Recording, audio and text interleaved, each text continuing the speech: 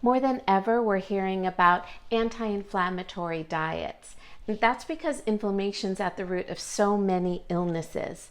Did you know that inflammation can also have other effects, such as a bloated belly or reddish skin, acne, eczema? And while most people are focused on exercise to make them feel better, that's not going to do much if the foods you are eating are causing inflammation. Most foods sold at the grocery store have hidden sources of sugar, refined oils, refined ingredients.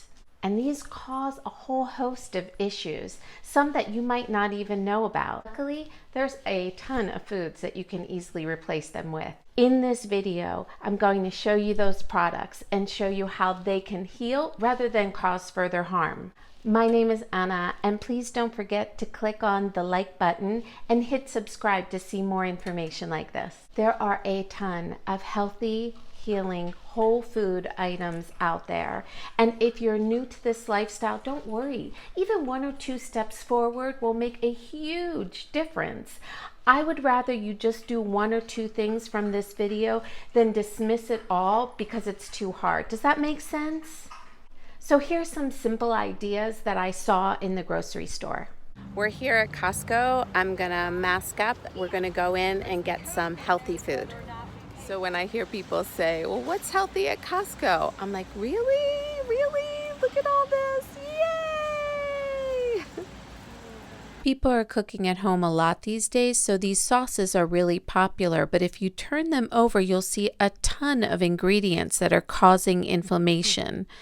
I'm slipping these noodles in here because I really like them and they're a great pasta alternative. Craisins are another thing that people really like, but if you look at the ingredients there too, all sugar, as with breakfast cereals. There's a ton of stuff in here to give you inflammation. I prefer a natural granola. A lot of ingredients in these granolas, so if you still have some kind of inflammation going, you might want to switch over to these puff rice cereals. They're pretty clean. Not many ingredients in this. And then you know that I'm a big non-dairy person, right? So I suggest that you have it with almond milk. And these breakfast bars, they don't do anybody any favors.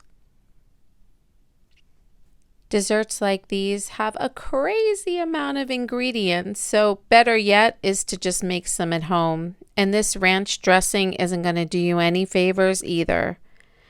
What I do is take olive oil, put some herbs in it, and here's my Bragg's apple cider vinegar, which I love. And the combo between the olive oil and the Bragg's is really nice. As far as cooking, I really like extra virgin coconut oil, and then I use olive oil just to top off. I don't heat olive oil. As far as drinks, this iced tea has a ton of ingredients that could give you issues and inflammation, and so does this coconut drink. It's not going to do you many favors. I prefer just making an iced tea with Yerba Mate tea bags and then icing it down. And here's Bella. Have you tried any of these items? Have you prepared them in a way that you like? If you have, why don't you list them in the comment section below? That way we can all see and share new ideas. And also know that some of these foods are faster, easier to prepare than others. And that's okay. I don't make a 3-course meal every night for dinner. But what I can tell you is that breakfast, I'm already thinking ahead. What do I have for dinner? What do I need to create? What do I have in the refrigerator? What do I need to buy? Things like that. I'm starting to think about it hours before rather than 6 p.m.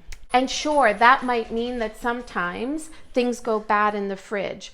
I'd rather you throw things out than never have them in your refrigerator because you're scared to buy them. I'm hoping this video has helped you think more about what you're getting at the grocery store, and even better yet, what to leave off your list.